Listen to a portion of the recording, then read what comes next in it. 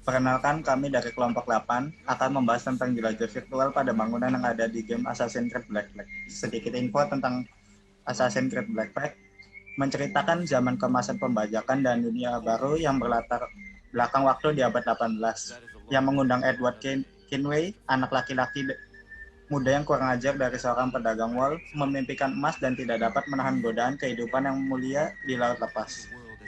Ketika wisma keluarganya diserang, sepertinya tidak ada waktu lebih untuk melarikan diri, dan Kenway segera menetapkan dirinya sebagai salah satu privaters paling mematikan pada zaman.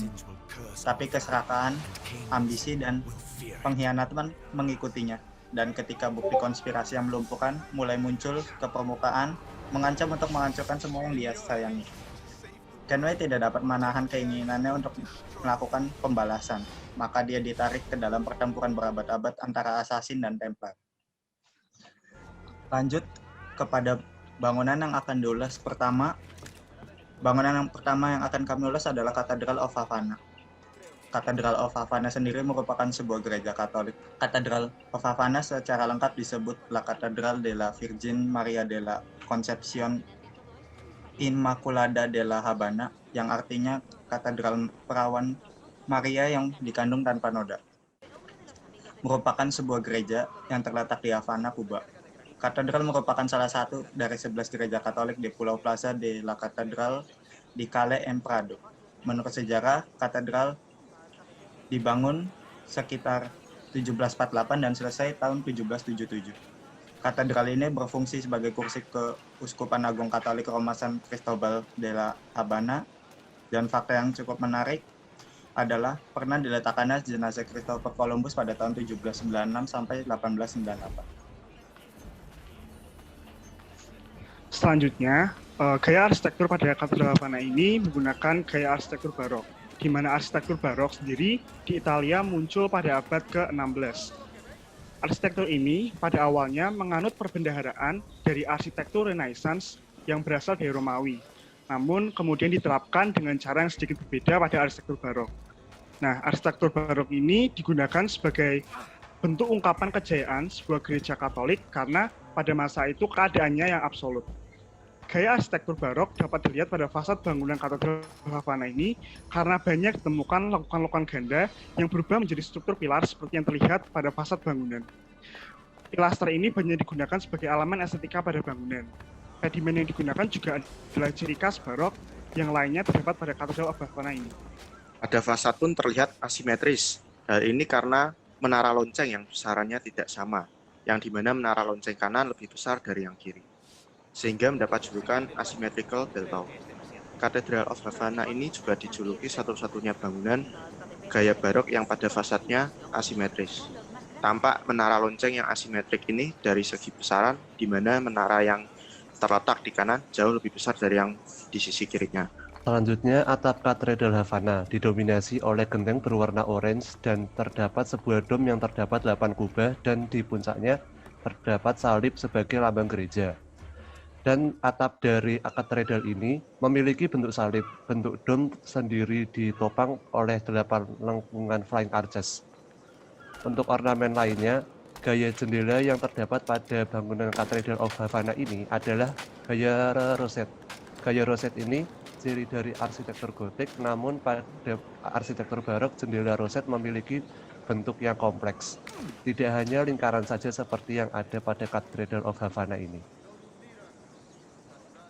Gaya arsitektur barok lain yang dimunculkan pada bagian-bagian dari Cathedral of Havana ini seperti pada pintu, di mana memiliki ciri pintu kayu dengan terdapat pedimen di atasnya yang memberikan kesan megah dan mewah, terutama pada tampak depan bangunan, yang menonjolkan gaya arsitektur barok.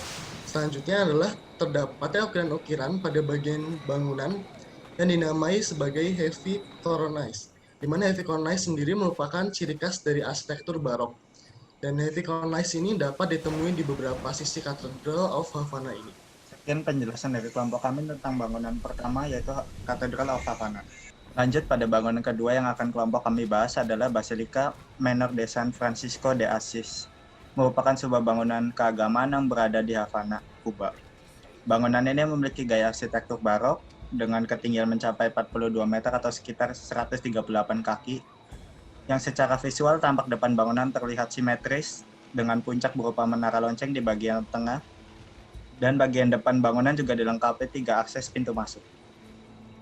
Basilica Menor de San Francisco de Assis sebagai bangunan keagamaan juga dilengkapi dengan lonceng yang berada di menara bangunan.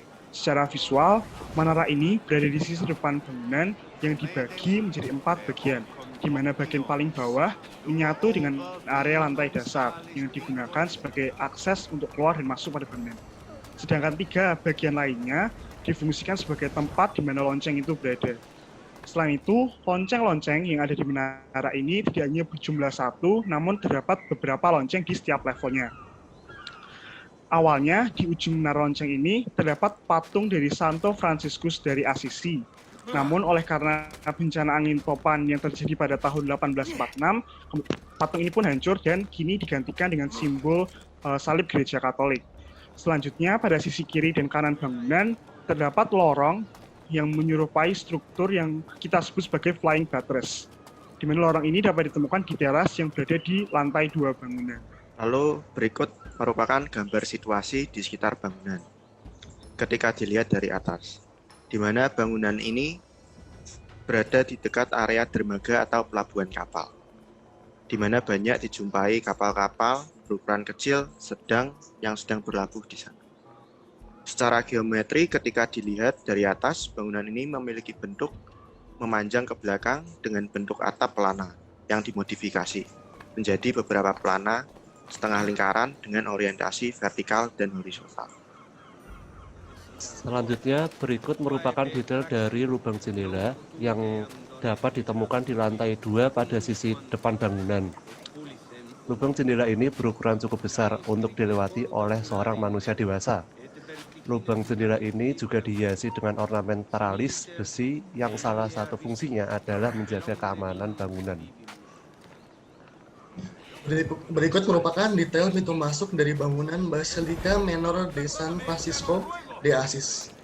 Dapat terlihat, pintu masuk bangunan berukuran cukup besar dan tinggi, bisa mencapai 2-3 kali orang dewasa. Sama halnya dengan bangunan arsitektur barok lainnya. Pintu masuk bangunan ini melengkung pada bagian atas dan menggunakan material dasar kayu. Selain itu, pada tampilan fasad bangunan banyak dijumpai pilaster atau kolom-kolom yang digunakan sebagai elemen estetika pada bangunan. Dan penjelasan dari kelompok kami tentang jelajah virtual pada game Assassin's Creed Black Flag ini. Terima kasih.